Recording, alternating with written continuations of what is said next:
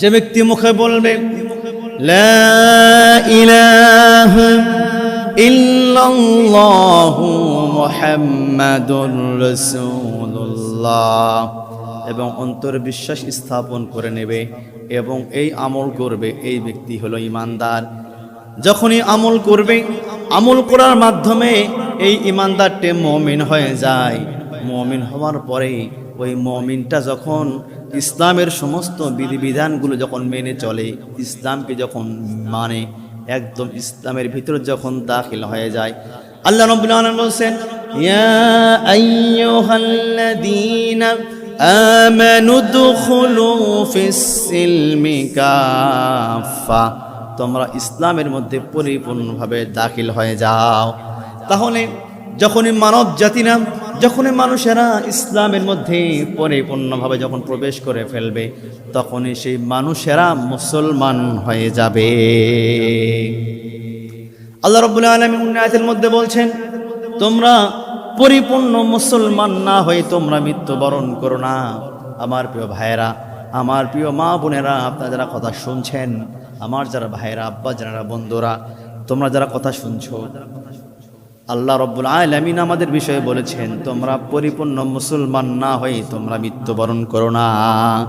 তাহলে পরিপূর্ণ মুসলমান হতে বলেছেন। প্রিয় যারাই হবে মুমিন, এই মুমিনদের বিষয়ে আল্লাহ রাব্বুল আলামিন কুরআনুল মাজিদের মধ্যে বলেছেন ওয়াকিমিস সালাহ, মুমিন যারা হবে তারা নামাজ কায়েমকারী হবে।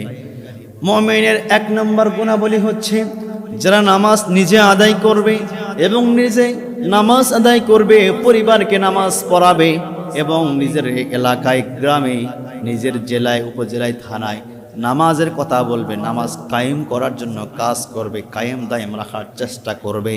ওই ব্যক্তি হলো মুমিন। যে ব্যক্তি নামাজের কথা বলে না, যে ব্যক্তি নামাজকে বাস্তবায়নের কথা বলে না, যে ব্যক্তি নামাজকে প্রতিষ্ঠিত করার কথা বলে না, যে ব্যক্তি নামাজের মধ্যে খুশু খুজু রাখে না, এই ব্যক্তি কখনো মুমিন হতে পারে না। মুমিন হতে গেলে নামাজের কথা বলতে হবে, মুমিন হতে গেলে নামাজ পড়তে হবে, মুমিন হতে গেলে নামাজ কায়েম রাখতে হবে, নামাজ দায়েম রাখতে হবে।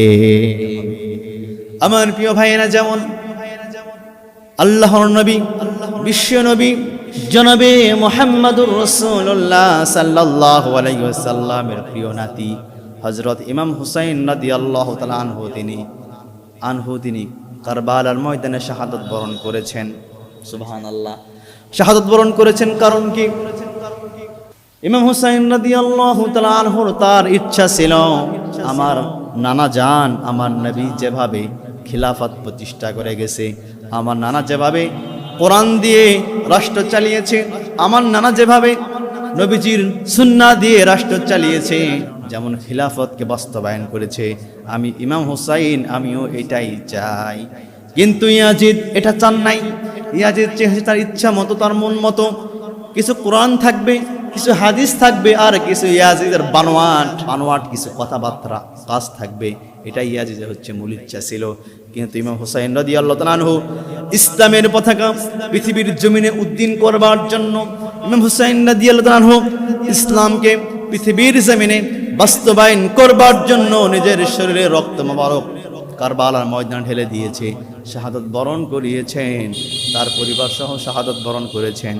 আমার প্রিয় ভাইরা, ইমাম হুসাইন রাদিয়াল্লাহু তাআলা আনহু তিনি ইসলামকে প্রতিষ্ঠিত করবার জন্য, ইসলামের পতাকা পৃথিবীর আকাশে পথ করে উড়বার জন্য, ইসলামকে পৃথিবীর জমিনে বাস্তবায়ন করবার জন্য, খিলাফতকে পৃথিবীর জমিনে বাস্তবায়ন করবার জন্য ইমাম হুসাইন রাদিয়াল্লাহু তাআলা আনহু তিনি শাহাদাত বরণ করেছেন।